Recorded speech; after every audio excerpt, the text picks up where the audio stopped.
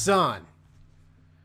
Welcome to the Everything is Fine, Everything is Ruined dojo, in which I teach you the ways of being a cool ninja. I'm your Sifu master sensei. There we go. Tristan.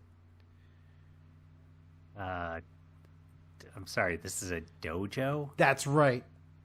And I'm going to teach you how to be a cool ninja. Where are the other students? You pay for the one-on-one lessons. I didn't pay anything. Or did you? I definitely did not. Ninja stuff. See, while you were not looking, I stole your credit card and paid for these lessons. That's not ninja stuff. That's just theft. Potato, potato. 6 of one, half dozen of the other. No, definitely not. No. Also, if you're a ninja and you could just steal money, why would you bother setting up a dojo to train people? I mean, I gotta have a legitimate business. Obviously. Yeah, no, that makes sense. Yeah. Launder the money, okay. Exactly. Like how all my animes have taught me, if you run an assassination/ninja guild, you have to have some sort of legitimate business to bounce it off of. Yeah, no, that does make sense. That's okay. No, that's you're right, Sensei. I do have a lot to learn. That's right. The first thing you gotta learn, though, eating pizza. What? Eating pizza. To be a ninja? Yeah. I don't think that's right. I mean, like, pizza's only something around the 1800s. So, And all ninjas loved it. All of them. I don't think pizza was real for something that only kind of came about in the 1800s in Italy. I don't think it really made its way to Japan until a lot later. I think you're... At that point, I don't think there were many ninjas. I don't think you're really understanding how important pizza is to being a ninja. Like, just truly important. I don't know how the two would be connected. Okay. Maybe we're starting off with the overly complicated stuff here. Okay. First things first. You're a teenager, right? Absolutely not. Okay, that's going to be a problem because all ninjas are teenagers.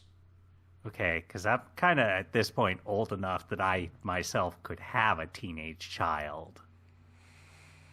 Okay. That's going to be a problem. Okay.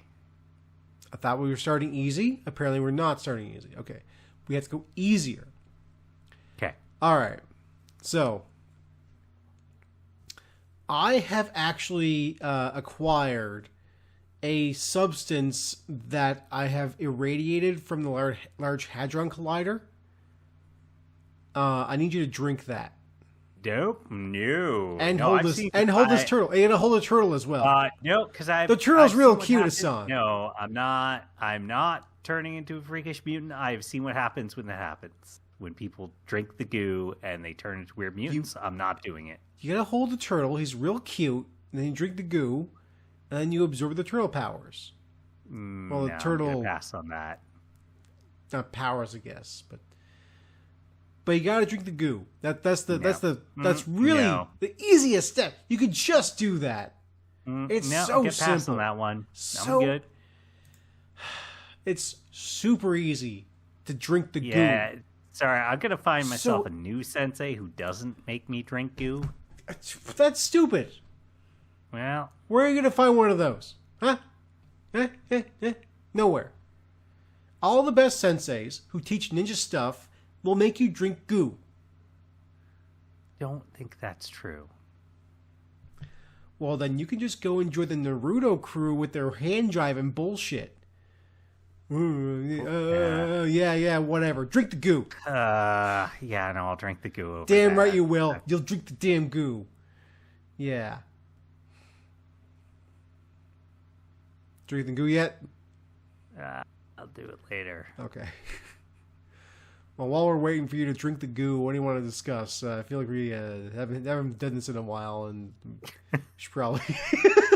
Well, Tristan, What? We're here to discuss Tales of the Teenage Mutant Ninja Turtles, a 2024 animated show, which is I don't want to say sequel, we'll say continuation of 2023's Mutant Mayhem film. They made a new one? Yeah. There's more of this? So I I'm really surprised. like Tales of the Teenage Mutant Ninja Turtles. Sure, yeah.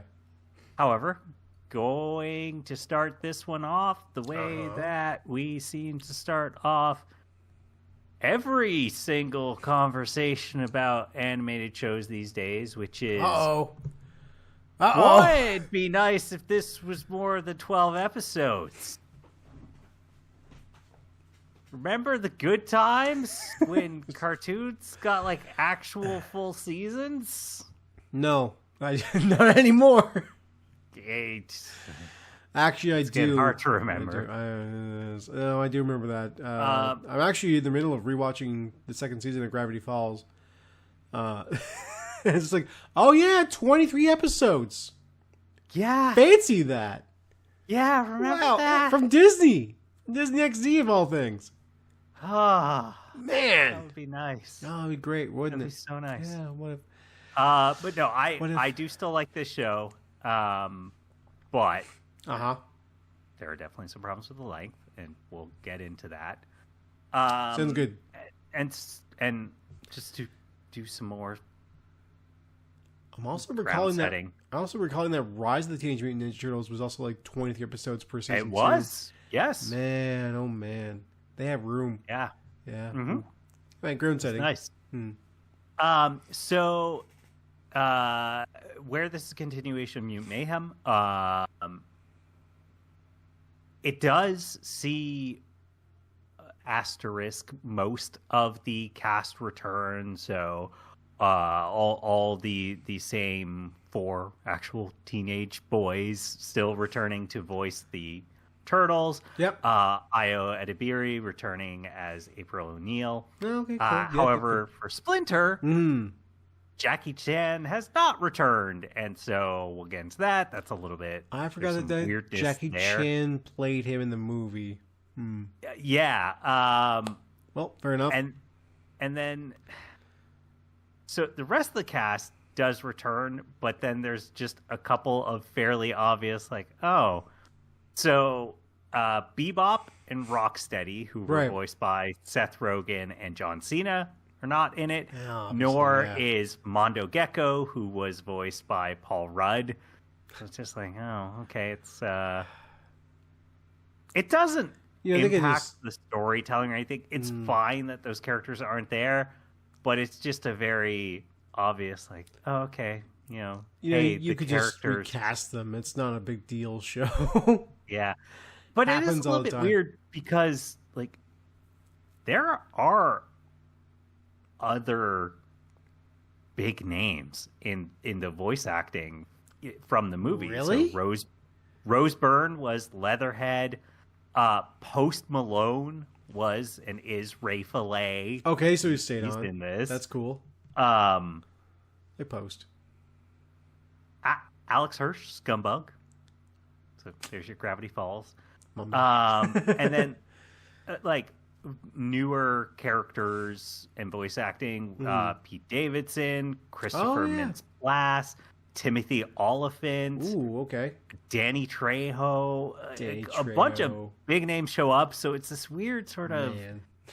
To have those 3 or 4 people not return and do the voice acting feels a little bit weird in this. A little bit, but just... everyone you named is definitely not a Seth Rogen or John Cena level celebrity. I feel like Post Malone probably is. Yeah, but like Post is also kind of like he's down with this stuff much harder than those other guys are, so... yeah, that's fair. Yeah. Although Seth Rogen is a producer on this, so that part's weird, but I guess they probably felt hey, if you're gonna have, I forget which one he voices. Sure. You can't just have Bebop, or you can't just have Rocksteady. It'd be a little bit weird to just have one and not the other. mean, So in some ways, I get it, but just bring back John Cena. You're already EPing on this one. You might as well just do the voice, and then bring back John Cena. Whatever. It's Nickelodeon money. I don't think it is Nickelodeon money. I thought Nickelodeon did this show. I think it's just Paramount. I don't. Oh think well, Nickelodeon is actually involved. Doesn't Paramount own? It's produced by Nickelodeon, but I don't believe they actually did the animation work, and that it was outsourced to. Gotcha. Point Grey Pictures, as well as Titmouse. I believe that's the case. I could be wrong, but that was my general understanding. Was like Nickelodeon wasn't super kind of involved in that respect. We live in an animation hell these days. Yeah, looking at the teaser image for it now, like, hey, produced by Nickelodeon, Paramount Plus is what it aired on. So I'm like, I can hold my phone all I want and like show you how this looks, but you'll never really see it because my camera's not that good. So yeah. Point is, Nickelodeon is involved, but it's not like Paramount Plus is the actual service it's on. Yeah, because Paramount. Gotta love streaming. Gotta love streaming. It's the best way to view things ever, forever now. Yeah. 12 episodes, you say? Yeah, 12. We'll get into that. Yeah. But visually, this takes a very different look to or I shouldn't say very different, but it is a large, we'll say, shift compared to the movie, where Mutant Mayhem, I would say, more 3D look to it, but also I would almost describe it as a scratchier look, going for a little bit more of that. That's cool. I don't quite want to say like somebody doodling in their school book, but it definitely wants to have that, like, hey, there are moments where, we're kind of gonna have like blocky segments in that, where, hey, it's okay to not have things perfectly aligned, taking some inspiration, I would say, from the Spider-Verse movies without going for that exact same style, but having that rawness in a way and really emphasizing the cartoonishness of it.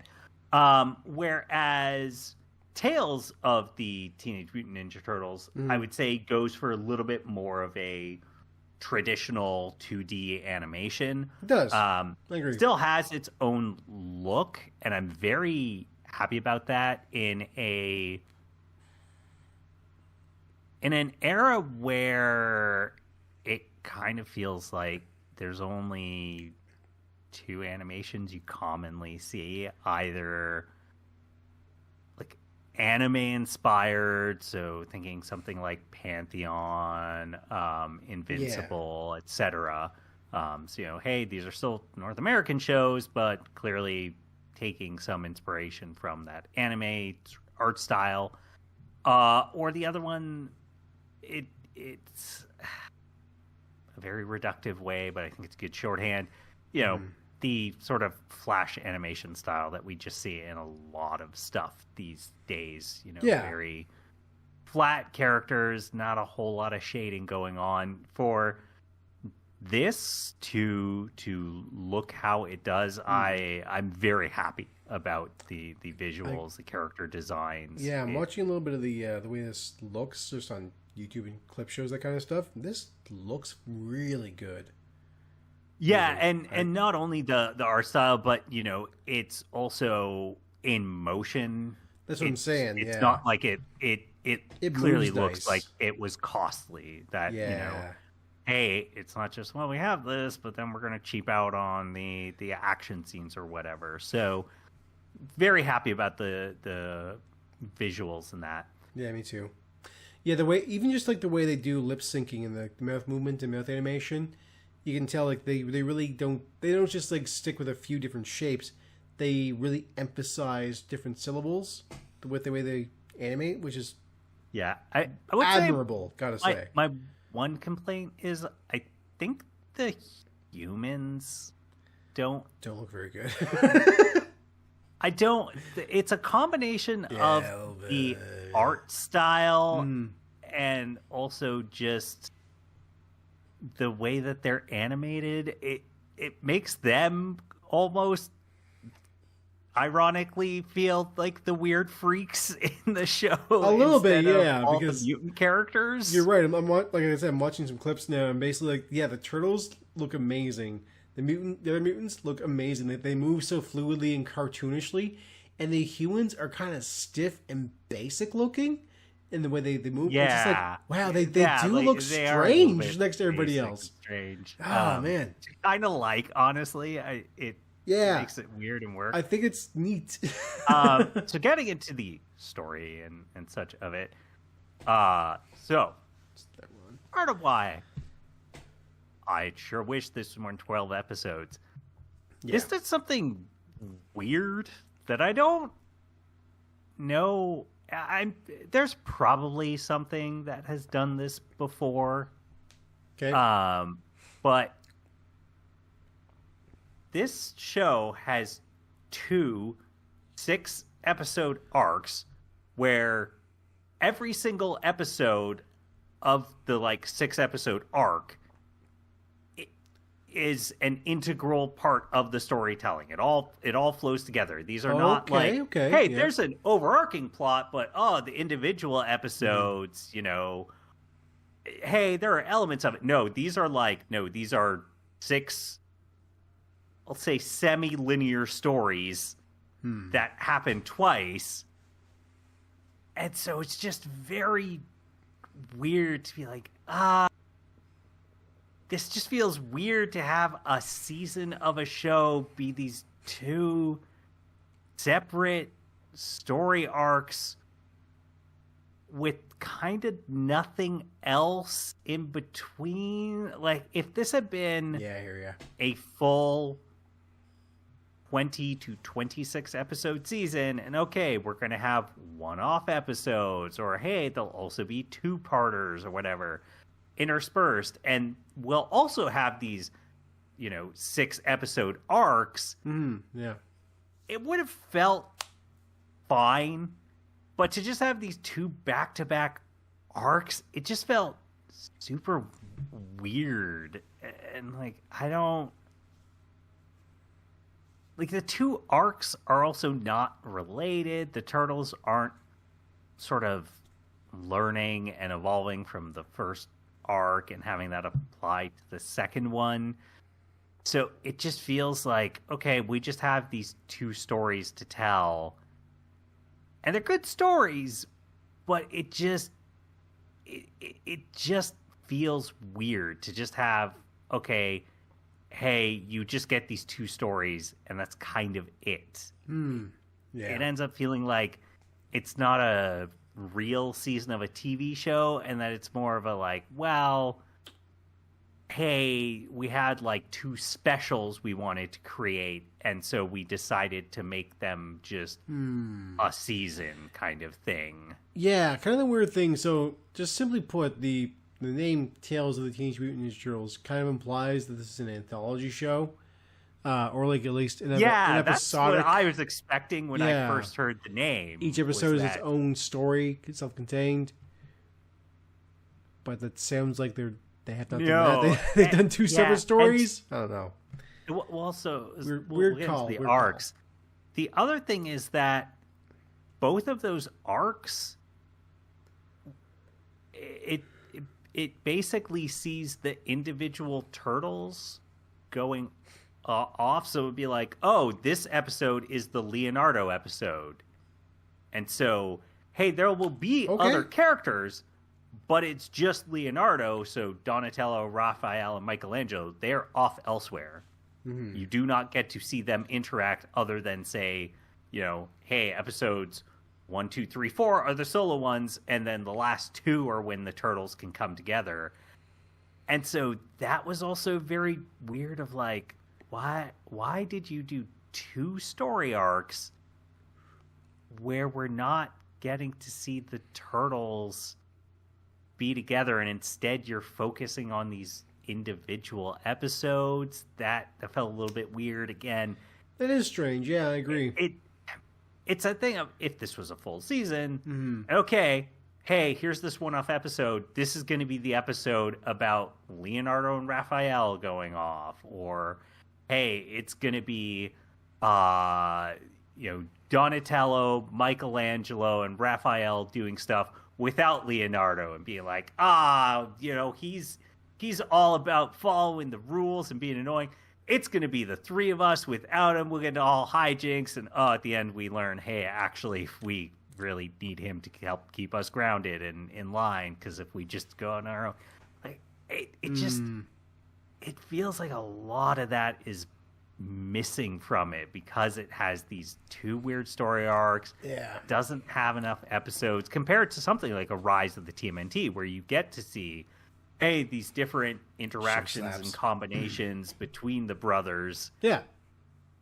That's just missing here, and that is too bad. It doesn't feel like clunky in this. It doesn't feel awkward, but it feels as if something is missing, that when you watch it, it's not a proper, complete, full season of a show. It definitely feels as if there were ideas and they definitely executed on those ideas, but that this really should have been 2 kind of specials rather than a TV season.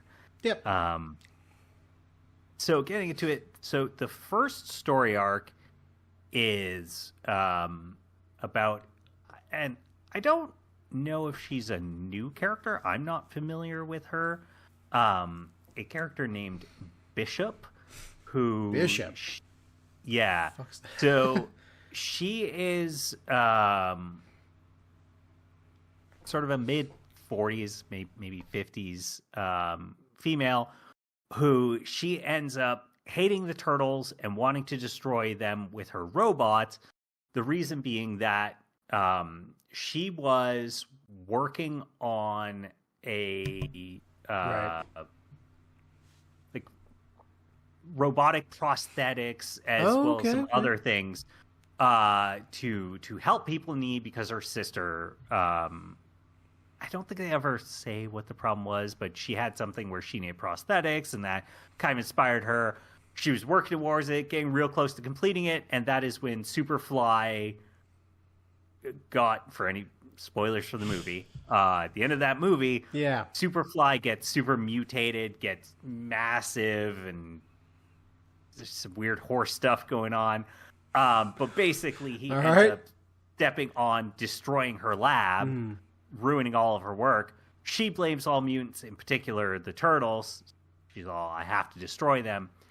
And so what ends up kind of happening there is she causes this false alarm that the turtles show up to. That's when her robots attack. And that's when the turtles get split up and they go off on their own. And they each have their individual sort of story moments of how they're dealing with this. So for Leonardo, they were supposed to go to a party that April had invited them to. So Leonardo ends up there. He's being chased by a robot. April helps him to destroy that.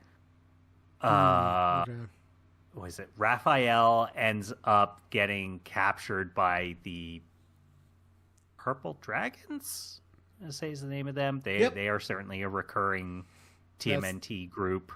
That's them. Michelangelo, he ends up basically with Bishop's assistant, who's this nepo baby rich kid idiot who Nice. he wants to become a mutant. During that, Why? they create a pigeon mutant by somewhat accident. As you do. Happens to all of us. Yep. And then Donatello ends up under the subway and with these two weirdo cops. Again, each of their individual stories, totally fine. Liked them. Some really fun, good writing there. Like they each have their own personalities and interactions, but they also definitely all have the same similarities. And I really liked the way that the teenage Mutant Ninja Turtles were written in Mutant Mayhem, where they very much felt like teenagers who were born and raised in New York. The way that they talk, the sort of cultural touchstones and references and interests they have, all absolutely felt accurate to, oh yeah, no, these are teenagers in the year 2023. This absolutely continues that, and so I still quite like that. Like, Michelangelo interacting with, let me look it up. It is Pete Davidson's character Rod, the rich kid. The way that he is interacting with him and just being like, do I turn him into a mutant? No, that'd be wrong. And, basically lies to him and tricks him into thinking that he's going to do it and doesn't. And Rod getting upset at him about it. Though there's some really fun interactions there. Donatello,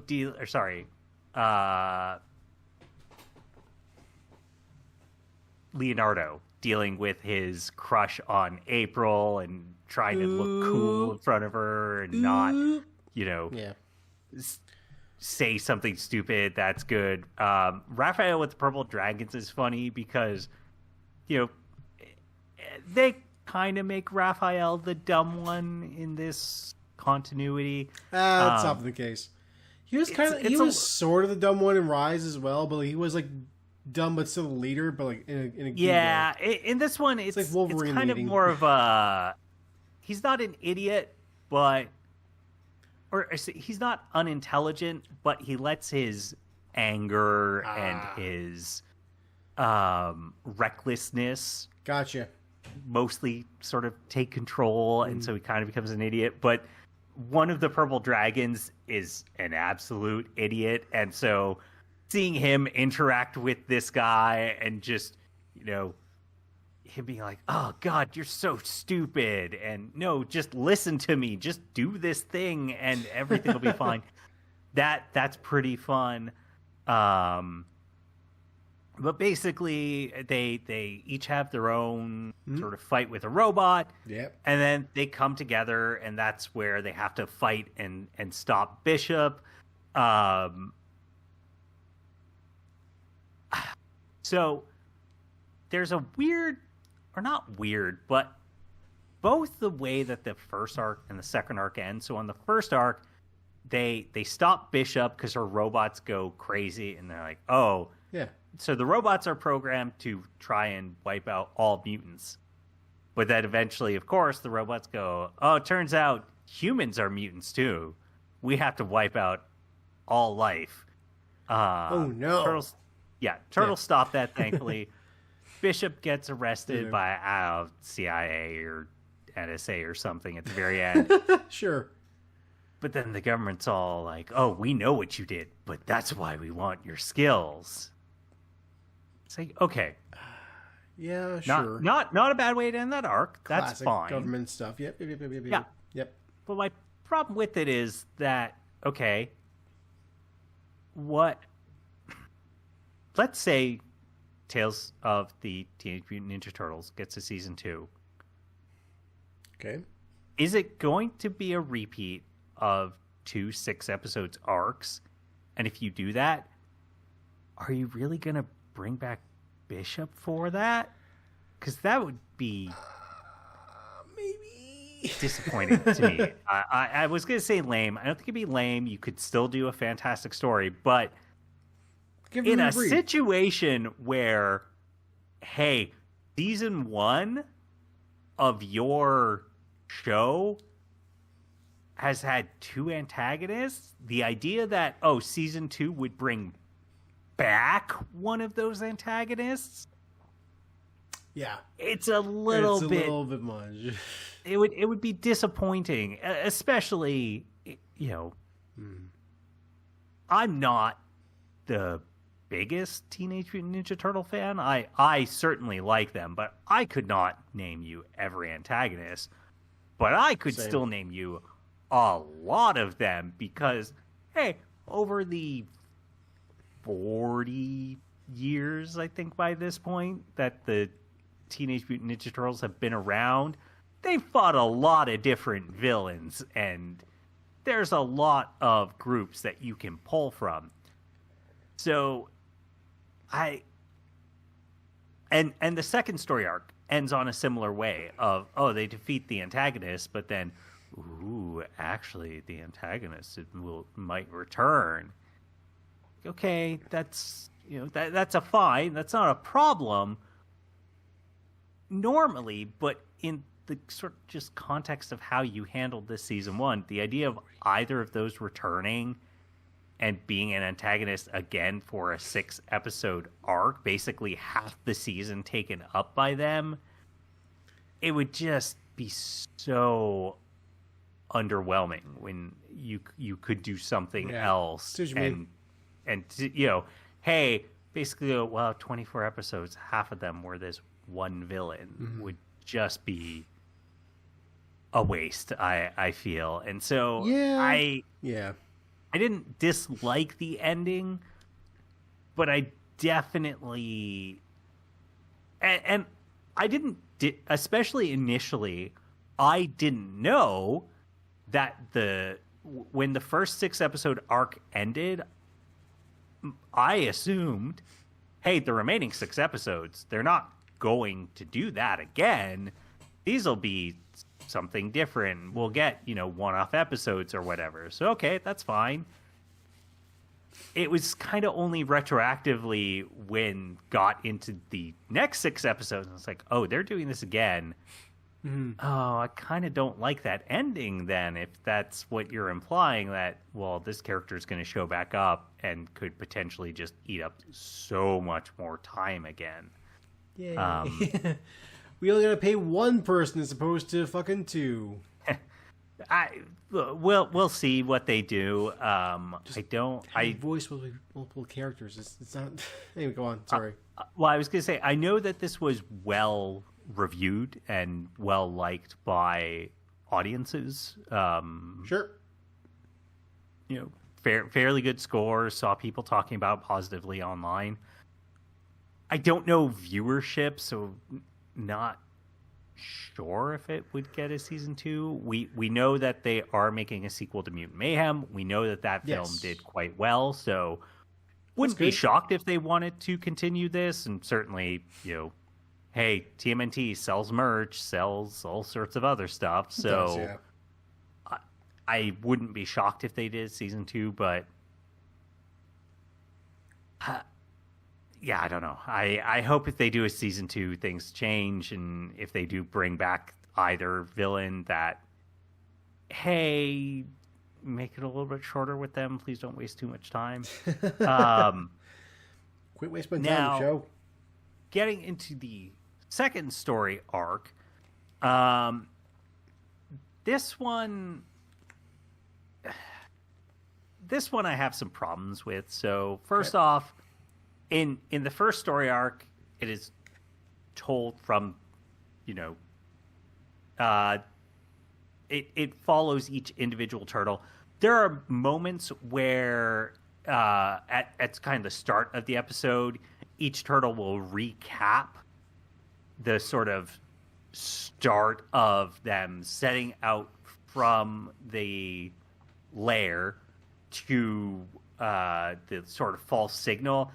And so you do get some fun stuff of, hey, here's Donatello telling his version of his brothers. So, he's acting all smart, and his brothers are like, nope, we just gonna rush in and punch things because we Raphael. And that part's pretty fun. Yeah. Whereas the second arc of 6 episodes, it's technically being retold by Splinter. However, oh, okay, weird. Splinter is there momentarily in the first arc, but they just have him speak in vermin, which just means sort of like kind of rat noises. Awesome. All right. For the second one, they don't want to do that, but because they didn't get Jackie Chan to do it, so basically what's happened for some, I think it's for the news. April is basically having Splinter recount this story. He's recounting it in vermin, and she's like, "Oh, this is gonna work." So Raphael decides that he'll add his voice over instead. It's basically Splinter telling it, but Raphael is going to voice it. So sure, yeah. So we get Raphael doing his father's voice the whole time like this. Just like that's kind of fun.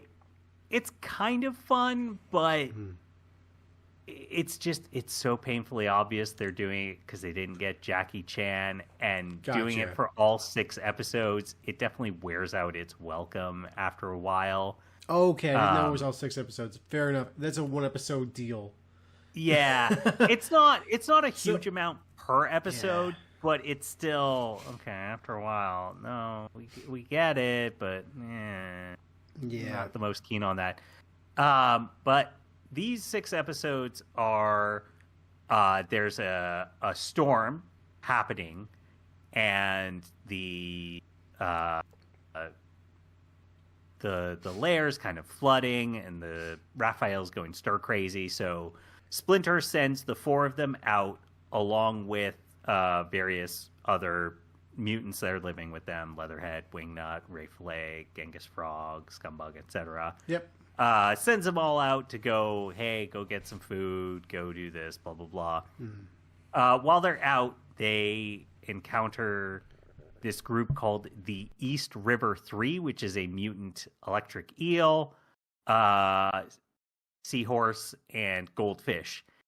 And basically the East River 3, they lived in the East River of New York, got mutated, were rejected by their fellow aquatic creatures. Yeah. But they think they can get back into the good graces of their fellow aquatic creatures if they steal back this giant pearl that the humans basically makes perfect sense. Right other aquatic creatures from want the that, East River. Yeah. And so it's just all about the mutants kind of interacting with them and trying to stop them from their plan. Again, there's some fun moments. There are great action scenes in this. Sure. Some really good voice acting, in particular Timothy Oliphant as Goldfin. Nice. I think he does a fantastic job.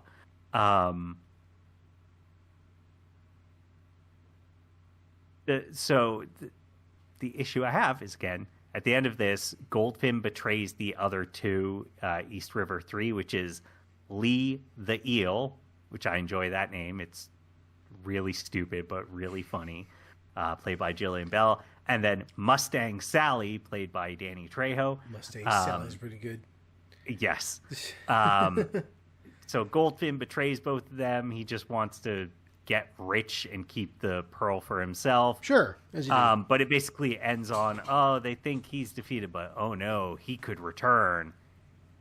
No, he's a good villain, but I don't want him to return for another 6-episode arc. That'd feel weird. That would be, yes. This is also, the second arc is pretty fun because in the first arc, Rod and Michelangelo create a new mutant, Pigeon Pete. Pigeon Pete just seems like an absolute idiot weirdo, just coos and it's makes pigeon, pigeon so noises. it makes sense. It does, and he Pigeons also aren't really just known kind for their of intelligence. flies around, freaks out, but Yeah. eventually, in the later half of the second arc, he does end up being able to talk, and it turns out, oh no, so he's voiced by Christopher Mintz-Plasse, and so Ooh, okay. he's just Interesting. super intelligent, and the way that he talks is I wouldn't quite say eloquent, but he seems wise in the way that he talks, and that Sure. no, I know I seemed like I was a fool, but you must understand the reasons that I had to act the way that I did. That very like, oh, there's a rationale way to which he talks and everything behind him. But again, it's a good arc. I enjoyed it. I think everybody should watch this show. There's also some good character bits with the other mutants, so Wingnut, played by Nastasia, I can butcher this last name, Demetriou, probably best known as playing Naja on What We Do in the Shadows. She's got like a fun moment where her character is sort of going through some anxiety and like claustrophobia and that, and it's Donatello of all people who has to deal with that. He's just like, I'm not this should be Michelangelo. I'm not the emotional guy. I'm the smart science guy. Yeah.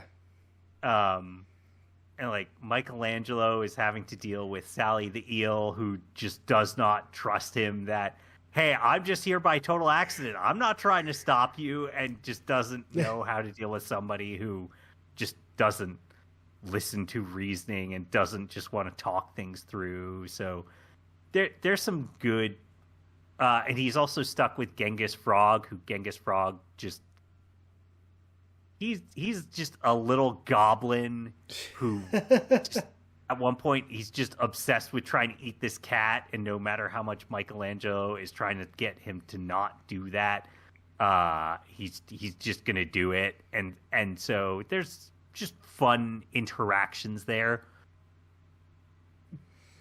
But getting to a little bit of a, let's say, higher level picture, I'm not really sure of the purpose of this show in the context of the movies. So, yeah, I see what you mean. Okay.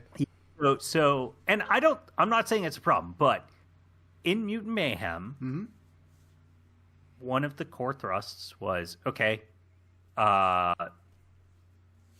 Splinter has raised the mutants to sort of hide themselves away from the humans. Yep. Hey, they won't accept us. It's about the brothers, when they meet Superfly's gang, them feeling like, hey, there's more, we found people. Eventually society accepts them at the end. Right. And also we get this hint that, oh, well, hey, surprise, surprise, Shredder probably going to be the villain of the next movie. What? No. In this series, it's very clear that the humans have accepted the mutants. Okay, cool. Yep. Except, okay, we get some moments like Bishop, or with the East River 3, we see that I won't quite call them mafia, but they're mafia coded, let's say. Yeah, like sure. Italian mafia, just the way they kind of dress. Pinstripes. They are clearly looking to just take advantage of the East River 3 because, hey, they're mutants. Who cares? But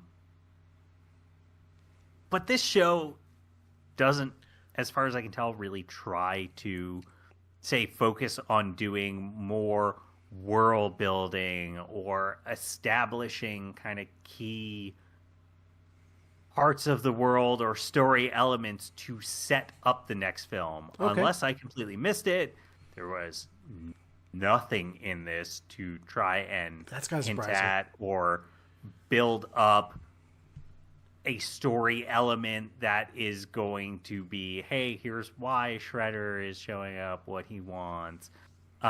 It's not giving us more sort of backstory on any of the characters, really, other than the villains. Yeah. But as far as the actual brothers themselves, Splinter, any of the mutants living with them, April, like, it's not really fleshing those characters out. You know, we have the purple dragons show up, but sure, yeah, it's not. It doesn't feel like it's trying to establish them as, hey, they're going to become a serious core plot element in the movie, and them showing up here is going to be really important for the movie, which I think is fine. I actually think it would kind of suck if the TV show was a requirement for the next movie. I know we live in a MCU-ified world now where, I mean, yeah, we do. You're right. Yeah, well, what I mean by that is, you know, this idea of, yeah, everything is the blank universe, and so... Oh, you mean that aspect. Yeah, 100%. Yeah, yes, so, yeah, you know, hey, well, we're going to have the you know, the Marvel movies, but then the TV shows will also fill in some of that, and then, you know, also the Disney park rides or whatever will somehow have key story elements that explain how Palpatine returned. So dumb. So incredibly dumb. Who gives a Tristan, crap? if you wanted to understand the movie, why didn't you pay thousands of dollars to go to the Star Wars park? You know what? That's a good point. I should have paid thousands of dollars to go to a Star Wars park, and so I can see why Emperor Palpatine was revived and how, as opposed to them just telling me in the fucking movie. They could have just told me there. I'm sorry. I thought you were a true fan. I'm not, apparently, so... No, clearly not. I mean, actually, I'm definitely not a true fan of Star Wars. But yeah, whatever. It doesn't matter, I guess. Yeah, everything's a cinematic universe of some sort. Or universe in general. Yeah. So, but I guess... I do think it would have been nice for this show to not have it feel as if... Or I shouldn't say feel, but... It would have been nice to have this feel like it was more important and would be more of that world instead of it feeling like it is just this side thing. It's like, well, hey, if you just don't watch it or experience it or whatever, you know, it's fine. You're still going to be able to go in those movies and have zero problems. And I think they could have had that be the case. I think they could have, you know, hey, still had certain world building and certain moments in this matter while still making it so that, hey, you could just only have watched Mutant Mayhem in the next film and not feel like you somehow missed out on an explanation or missed out on, you know, some part of the world. I do hope that if they do a season 2, it does a little bit more with that, and it makes it feel like, hey, these stories and these character moments that are happening, right, they do matter. Because again, there's no there's no evolution to any of the four brothers. There's no part where, man, that sucks. Oh, we're gonna have a story part where, hey, Raphael has to deal with his anger, or, you know, Leonardo has to learn to be a little bit less afraid to break rules kind of thing. Right, yeah. It does not have that kind of character change or evolution. And I think part of that is because, well, we have to save that stuff for the movie. We can't have it be, Mutant Mayhem, Donatello is one way, and then the next movie, for anybody who didn't watch the cartoon, it's basically like, don't worry, off screen he figured out how to be more expressive of his emotions or how to be less cowardly or whatever it is, like that. Well, good for him. So yeah, I partly get and appreciate them not doing it, but on the other hand, I do think it kind of detracts from the show, and it keeps it from being an amazing show, and instead it's a really good show, but it is missing that powerful emotional stuff. And I do feel that like Ninja Turtles has always been a show that about working with your own flaws and kind of growing stronger despite them or even alongside them. It's to hear that they don't really do that is pretty disappointing, gotta say. Yeah, or like April's there in both story arcs, but she's just there is the thing. It doesn't me April. Oh, cool. It's more so okay in the first in Mutant Mayhem when she is introduced. Sure. She is an interesting character because there is an arc to her of oh my god, I found these mutants.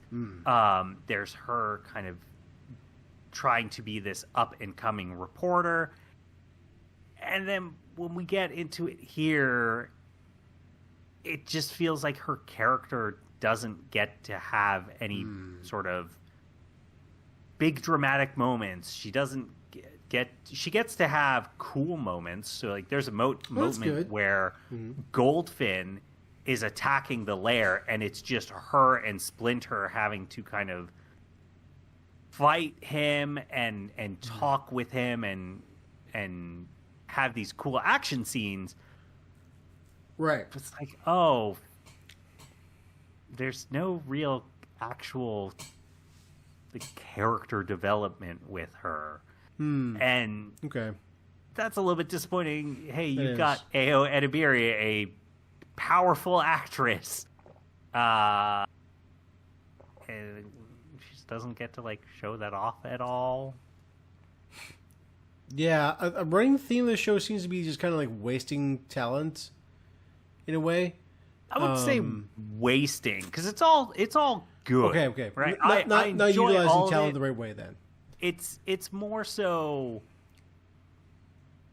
hey, not using it seriously, I guess is what I would say. Yeah, right? okay, sure. It feels like it's lacking gravitas and seriousness to it.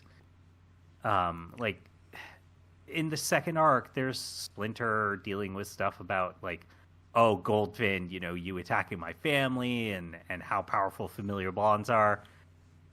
But not a whole lot comes out of that. It's it's because you can't have an important family moment because we need to make sure we save those for the films. Gotcha. Okay. And so that's the kind of stuff that just feels like it's a little bit awkward and missing. With all that said, I really hope there's a season 2. Again, visually really good, fantastic. Yeah, sure. Combat moments. There are some real fun new characters. They could do some great stuff bringing in other characters. I forget. Oh God, what are they called? But bring in the alien rhino or Triceratops people. God damn it. I know who you're referring to. I can't think of their names, but bring them in. Damn it! I'd love to see this tackle them. That'd be great. Sure. Just not only are the mutants, there's now aliens. About time. But yeah, that's kind of all I have to say about it. Again, highly recommend it. I think it's fantastic, but definitely some flaws. Yeah, I mean, it sounds like it needs room to breathe. It sounds like all the shows you keep talking about would have benefited from a longer running season, so they could just kind of ditch the or even lean into the 6-episode arc idea and still have some room to breathe, because then they'd be able to tell 4 stories as opposed to 2. It's all right. It's all right.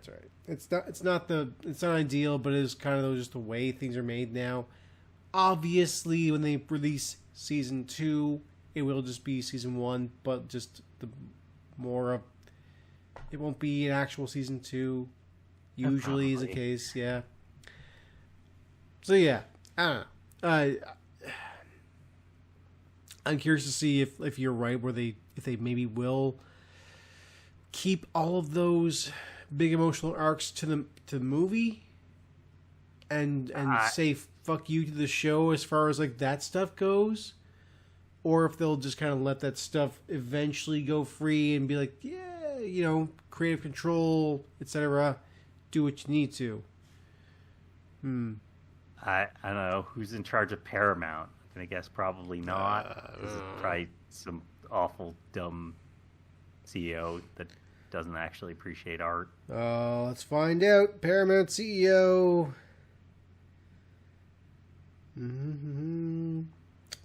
Brian Robbins is an American businessman, producer, director, actor, and the current co-CEO of Paramount Global. Oh, co-CEO. Yeah. I have no idea what this man is. If I recall correctly, their previous CEO was a sex pest, so... oh, that's great. Good for them. Yeah, I forgot his name now, but... Interesting. So, Brian Robbins' filmography, he's a director and producer, like I mentioned there, or Wikipedia mentions. He worked on...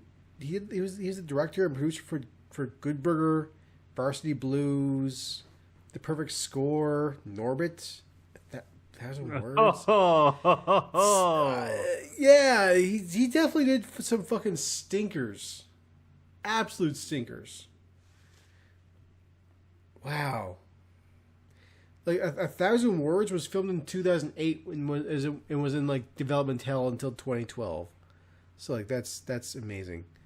As far as television goes,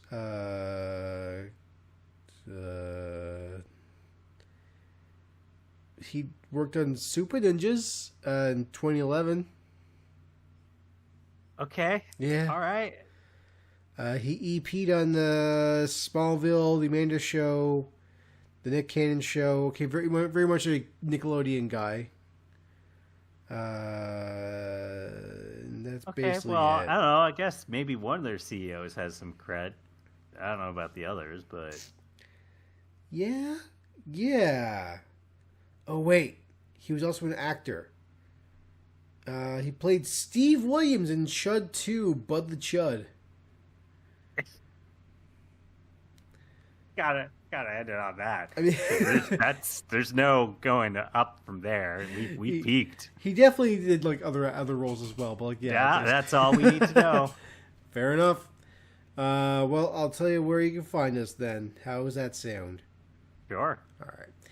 Go to our Twitter, which is at EAFNAR, or don't. It's fine too. Maybe just leave social media behind. Nah. I mean, I should. I mean, but you I'm should. Not going to. Yeah, so. I mean, I've had a somewhat resurgence into looking in social media, just as far as looking at cool artists' pages on Twitter, and that's basically it. I do not, for the life of me, interact with that stuff anymore at all. But you should go to our iTunes, Spotify, and YouTube pages. Go there, leave reviews, tell your friends about us. If you're on YouTube, click buttons until one of us explodes. That's just a fun, interactive part of YouTube now. I assume in the year 3002. Yeah, honestly, I wouldn't be shocked. What else have they got? Kind of fucking awesome. Yeah, we've integrated exploding host technology. So if you click a certain button on the panel, the host will die. Oh, cool. Honestly, if we have to die, but it means that just the absolute slop of your Jake Pauls and such also have to die, I'm willing to take that sacrifice. Yeah. Those are drivel. But what if those are the ones that stay around a lot longer? Like, because people like them more because of it. Then also I'm happy to die because it means I don't have to live in that world. So it's a win-win. I mean, you're currently living in that world right now. It's not. It's a whole. Whatever. It's fine. Don't tell me about that. You should go to our friends at DJDing.com. Look at that does music. DJDing.com. Listen to his great tunes and just like turn him into a mutant. Yeah, no, he'll love it. Someone's got to do it. Make him a super shredder kind of thing. Oh, I was gonna say that like a mutant shrew. Ooh, why a shrew?